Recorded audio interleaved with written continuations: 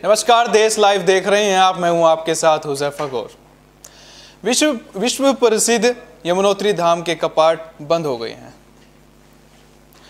विश्व प्रसिद्ध यमुनोत्री धाम के कपाट भाई दूज के पावन पर्व पर शीतकाल के लिए बंद कर दिए गए हैं। यमुना की डोली के मंदिर से बाहर निकलते ही जयकारों से यमुनोत्री धाम का पूरा वातावरण भक्तिमय हो उठा, जिसके बाद शनिदेव की अगुवाई में पारंपरिक वाद्य यंत्रों के साथ यमुना की डोली शीतकालीन प्रवास खरसाली के लिए रवाना हुई।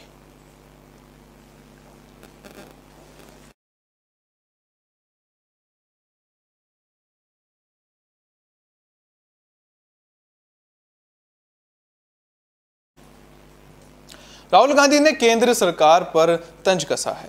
आपको बता दें कि राहुल गांधी ने केंद्र सरकार पर तंज कसा है। पूर्व कांग्रेस अध्यक्ष राहुल गांधी ने ईंधन और रसोई गैस की कीमतों में बढ़ोतरी के मुद्दे को लेकर शनिवार को प्रधानमंत्री नरेंद्र मोदी पर निशाना साधा। कांग्रेस सांसद राहुल गांधी ने आरोप लगाया कि मोदी के विकास की गाड़ी रिवर्स गियर में है और गाड़ी के ब्रेक भी फेल हैं। उन्होंने एक खबर का हवाला देते हुए यह भी दावा किया कि एलपीजी के दाम बढ़ने से लाखों परिवार चूल्हा फूंकने को मजबूर हैं। कांग्रेस सांसद राहुल गांधी ने ट्वीट कर लिखा, विकास के जुमलों से कोसों दूर, लाखों परिवार चूल्हा फूंकने पर मजबूर। मोदी जी के विकास की गाड़ी रिवर्स गियर में है और ब्रेक भी फेल है। राहुल गांधी ने जिस खबर का हवाला दिया उसमें एक सर्वे रिपोर्ट के आधार पर बताया गया कि रसोई गैस के सिलेंडर के दाम बढ़ने के कारण 42% परिवारों ने खाना बनाने के लिए फिर से लकड़ी का इस्तेमाल शुरू कर दिया है।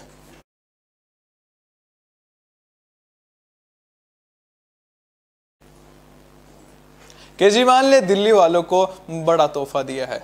आपको बता दें कि मुख्यमंत्री सीएम केजरीवाल ने बड़ा तोहफा दिया है। केंद्र सरकार की प्रधानमंत्री गरीब कल्याण अन्न योजना के तहत मुफ्त राशन वितरण भले ही 30 नवंबर के बंद के बाद आगे ना बढ़े, लेकिन दिल्ली की अरविंद केजरीवाल सरकार ने दिल्ली वासियों को बड़ा तोहफा दिया है। दिल्ली सरकार ने अपनी फ्री राशन योजना अगले 6 महीने के लिए बढ़ाने की घोषणा की है। दिल्ली के सीएम अरविंद केजरीवाल ने शनिवार को ट्वीट कर ये जानकारी दी। उन्होंने लिखा कि महंगाई बहुत ज़्यादा हो गई है, आम आदमी को 2 वक्त की रोटी भी मुश्किल हो रही है। कोरोना की वजह से कई लोग बेरोजगार हो गए हैं। प्रधानमंत्री जी गरीबों को मुफ्त राशन देने की इस योजना को कृपया 6 महीने और बढ़ाया जाए। दिल्ली सरकार अपनी फ्री राशन योजना 6 महीने के लिए बढ़ा रही है। आपको बता दें कि PMGKAY की शुरुआत मार्च 2020 में कोरोना संकट के दौरान लोगों की मदद के लिए की गई थी। 3 महीने के लिए लागू की गई इस योजना को संकट जारी रहने के कारण नवंबर 2020 तक के लिए बढ़ा दिया गया था।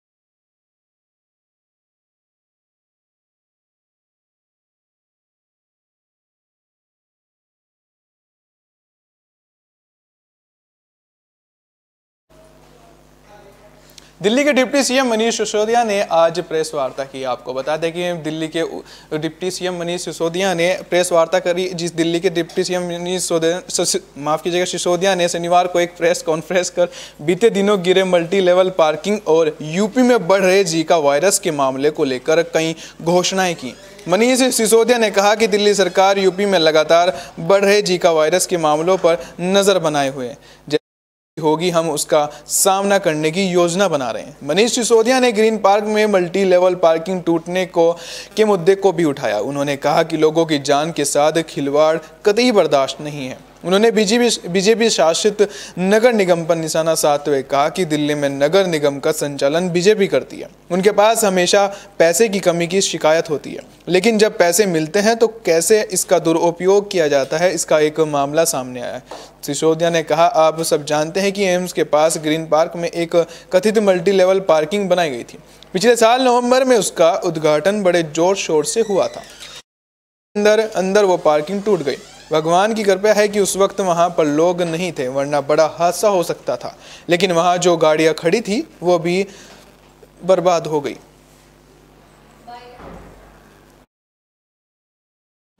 दिल्ली में भारतीय जनता पार्टी नगर निगम चला रही है और नगर निगम को चलाने में हमेशा पैसा पैसा पैसा पैसा ये रोती रहती है।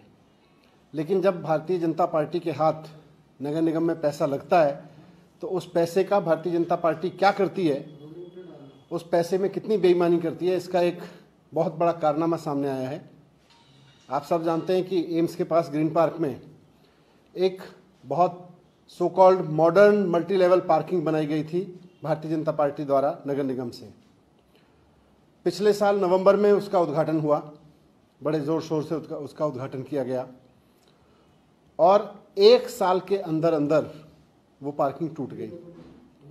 वो पार्किंग टूट गई, वो तो ईश्वर की कृपा है कि उस वक्त वहाँ पे लोग नहीं थे, वरना बहुत बड़ा हादसा होता। लेकिन वहाँ जो गाड़ियाँ खड़ी थीं वो गाड़ियाँ टूट गईं। तो एक साल के अंदर अंदर नगर निगम की बनाई हुई पार्किंग गिर पड़ी। भारतीय जनता पार्टी जो पैसा पैसा चिल्लाती रहती है, जब उसको पैसा मिलता है तो पैसे का ये करती है, वो भ्रष्टाचार में लगाती है। जाहिर सी बात है कि इसके पार्किंग के बनाने में भ्रष्टाचार हुआ है, लापरवाही हुई है, गलतियाँ हुई हैं, गड़बड़ी की गई है। भारतीय जनता पार्टी ने आसपास के दुकानदारों से मोटा पैसा वसूला इस पार्किंग को बनाने के लिए, पार्किंग कन्वर्जन चार्जेस के नाम पर लोगों से पार्किंग फीस ली गई, लोगों की दुकानें सील की गई और फिर मोटे मोटे पार्किंग फीस लेके वो दुकानें खोलने की इजाज़त दी गई कि हम पार्किंग बनाएंगे। और जब लोगों के लिए पार्किंग बनाई गई तो वहाँ जनता के टैक्स की, जनता की दी गई, जनता के मेहनत की कमाई से दिए गए पैसे की किस तरह से वहाँ बेईमानी में बहाया गया वो पैसा, और कैसे अब जनता की गाड़ियाँ भी टूट रही हैं, जनता को अपनी गाड़ियाँ भी तोड़वानी पड़ रही हैं भारतीय जनता पार्टी के इस करप्शन की वजह से। तो ये बहुत सीरियस मामला है। दिल्ली सरकार ने इसको बहुत सीरियसली लिया है और इसकी जांच के आदेश दिए हैं। खबर यूपी से है, जहां यूपी की राजधानी लखनऊ के चौराहे हजरतगंज पर एक युवक ने आत्मदाह करने की कोशिश की। आपको बता दें कि यूपी की राजधानी लखनऊ के हजरतगंज चौराहे पर एक युवक ने आत्मदाह करने की कोशिश की।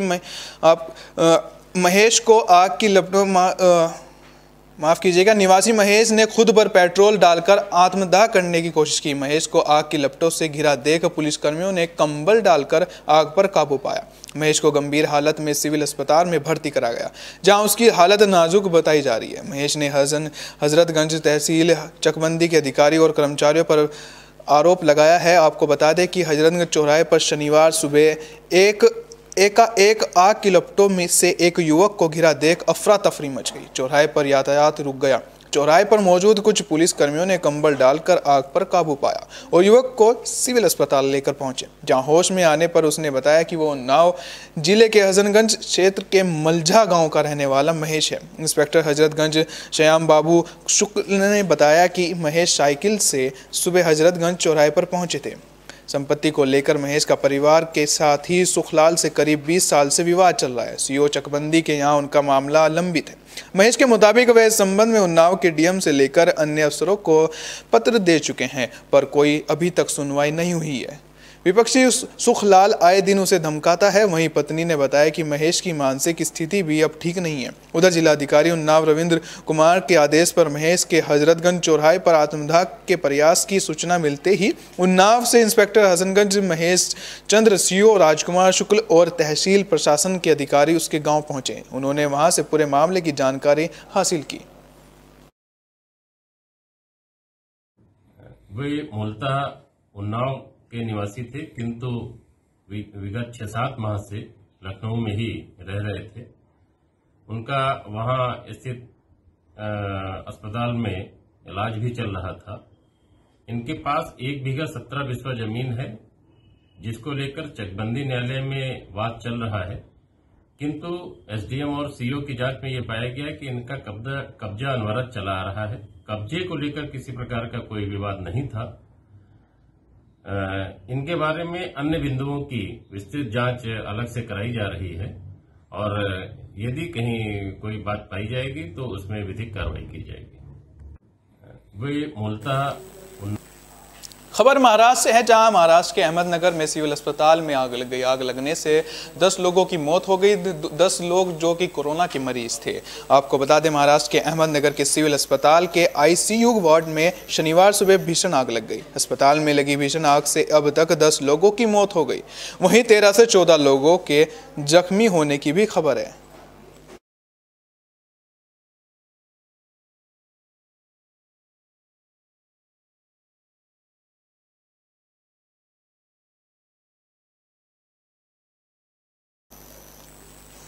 महाराष्ट्र के पूर्व गृह मंत्री अनिल देशमुख को बड़ा फायदा मिला है। बड़ी राहत मिली है। करोड़ों रुपए के मनी लॉन्ड्रिंग मामले में गिरफ्तार किए गए महाराष्ट्र के पूर्व गृह मंत्री अनिल देशमुख के लिए बड़ी राहत की खबर है। दरअसल मुंबई की विशेष अदालत ने देशमुख की ईडी हिरासत को आगे बढ़ाने से इनकार कर दिया है। हालांकि अभी वे न्यायिक हिरासत में रहेंगे। वहीं इससे पहले नियमित स्वास्थ्य परीक्षण के लिए उन्हें अस्पताल लाया गया था। आपको बता दें कि अदालत ने 2 नवंबर को देशमुख को 6 नवंबर तक की ईडी की हिरासत में भेजा था। ईडी ने मनी लॉन्ड्रिंग के एक मामले में देशमुख को 12 घंटे से अधिक समय तक चली पूछताछ के बाद 1 नवंबर की देर रात गिरफ्तार कर लिया था।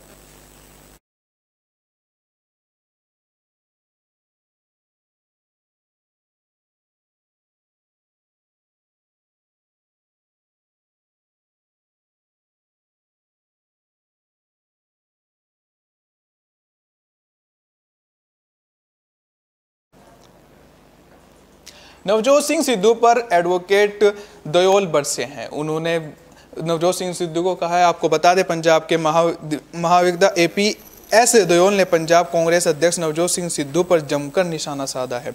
एपीएस दयोल ने हाल ही में सीएम से मिलकर अपने ओहदे से इस्तीफा सौंप दिया था, लेकिन उनका इस्तीफा स्वीकार नहीं हुआ है। शनिवार को नवजोत सिंह सिद्धू की बेदबी और नशे के मामले पर जारी बयानबाजी के खिलाफ दयोल खुलकर सामने आ गए। एक बयान में दयोल ने कहा कि नवजोत सिंह सिद्धू सरकार और एजी के कार्यालय के कामकाज में बाधा डाल रहे हैं। दयोल ने कहा कि सिद्धू के बयान नशीले पदार्थों और बेदबी के मामलों में न्याय सुनिश्चित करने के राज्य सरकार के गंभीर प्रयासों को पटरी से उतारने की कोशिश कर रहे हैं। सिद्धू अपने राजनीतिक सहयोगियों पर राजनीतिक लाभ हासिल करने के लिए गलत सूचना फैला रहे हैं।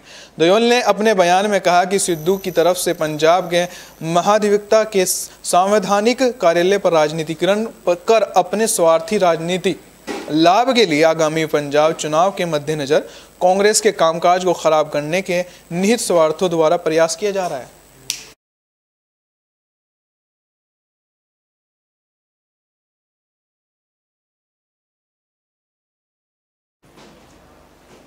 राजौरी में सुरक्षा बलों और आतंकवादियों के बीच मुठभेड़ हुई है। आपको बता दें कि केंद्र शासित प्रदेश जम्मू कश्मीर के राजौरी जिले के थाना मंडी इलाके में सुरक्षा बलों और आतंकियों के बीच मुठभेड़ हुई है, जिसमें सुरक्षा बलों ने 2 आतंकियों को ढेर कर दिया। आपको बता दें कि पुलिस, सेना और सीआरपीएफ की संयुक्त टीम इस ऑपरेशन को अंजाम दे रही है। अधिकारियों ने बताया कि इलाके में आतंकियों की मौजूदगी की सूचना मिली थी, जिसके बाद घेराबंदी कर अभियान शुरू किया गया था। इसी दौरान आतंकियों ने सुरक्षा बलों को निशाना बनाकर फायरिंग शुरू कर दी।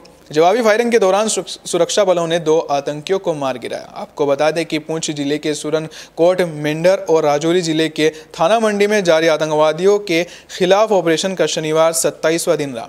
11 अक्टूबर को सुरनकोट जंगल में और 14 अक्टूबर को मेंढर जंगल में तलाशी अभियान के दौरान आतंकवादियों के साथ 2 अलग अलग मुठभेड़ों में 2 जूनियर कमांडेंट अधिकारियों सहित 9 सैनिक शहीद हुए थे।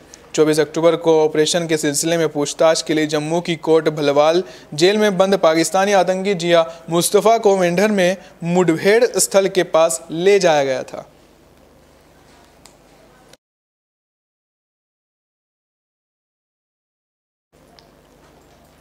अमेरिका में म्यूजिकल फेस्टिवल के दौरान एक बड़ा हादसा हुआ, जिसमें 8 लोगों की मौत हो गई है। आपको बता दें, अमेरिका में चल रहे म्यूजिकल फेस्टिवल में दर्दनाक हादसा हुआ। इस हादसे में 8 लोगों की मौत की सूचना मिली है। वहीं अधिकारियों का कहना है कि हादसे में कई लोग घायल भी हुए हैं। अमेरिकी अधिकारी सैमुअल पेनिया ने बताया कि घटना के कारणों का अभी तक पता नहीं चल पाया है। आपको बता दें कि भले ही अमेरिकी अधिकारी घटना के प्रमुख कारण को बताने से इनकार कर रहे हों, लेकिन मिली जानकारी के मुताबिक ये हादसा बेकाबू भीड़ के कारण हुआ। बताया जा रहा है कि म्यूजिक फेस्टिवल के कारण लोग स्टेज के करीब जाने को बेकाबू थे। इसी दौरान भीड़ बेकाबू हो गई, जिस कारण लोग एक दूसरे के ऊपर आ गए, जिस कारण इसमें माफ कीजिएगा, इसमें 8 लोगों की मौत हो गई। बताया जा रहा है कि करीब 300 लोग घायल भी हो गए हैं, जिसमें 17 लोगों को अभी तक अस्पताल में भर्ती कराया गया है। इसमें 11 लोगों की हालत नाजुक बनी हुई है।